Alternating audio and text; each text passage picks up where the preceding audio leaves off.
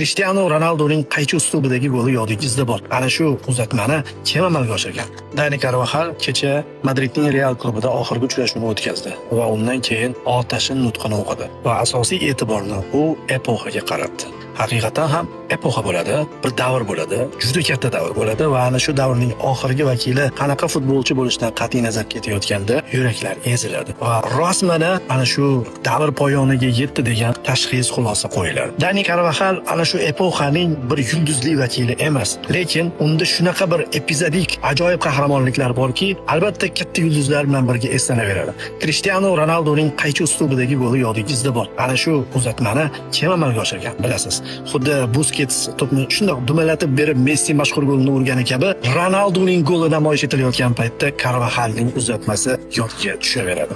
Shu bilan birgalikda Dani Carvajal himoyachi bo'lishiga qaramasdan Borussiya bilan kechgan og'ir uchrashuvda finalda muhim golni urgan va yana bir bora Real Madridning Chempionlar Ligasi g'olib bo'lishini ta'minlagan. Bunaqa epizodik voqealarni ko'p eslaymiz, lekin Carvajal deganda men ana shu epoxa bilan birgalikda Madrid akademiyasidan chiqqan futbolchini ham eslayveraman. Chunki Real Madridning akademiyasi Real Madridga ko'p ham futbolchi yetkazib bera olmaydi, darajasi ko'tarmaydi. Carvajal esa ana shu epoxaning ham oxirgi vakillaridan. Dani Carvajal ketdi va Real Madrid yangi Real Madrid faoliyatini boshladi. Chunki u o'ynagan paytda qirollik klubi vakillari qatorasiga 3 bora Chempionlar Ligasini yutishgan, 5 yilning ichida 4 marta g'olib bo'lishgan va ularning ichida albatta Carvajal bo'lgan. Dani Carvajalning keyingi faoliyatiga omad tilaymiz. Baribir bizning xotiramizda u o'sha yulduzlardan biri bo'lib qoladi.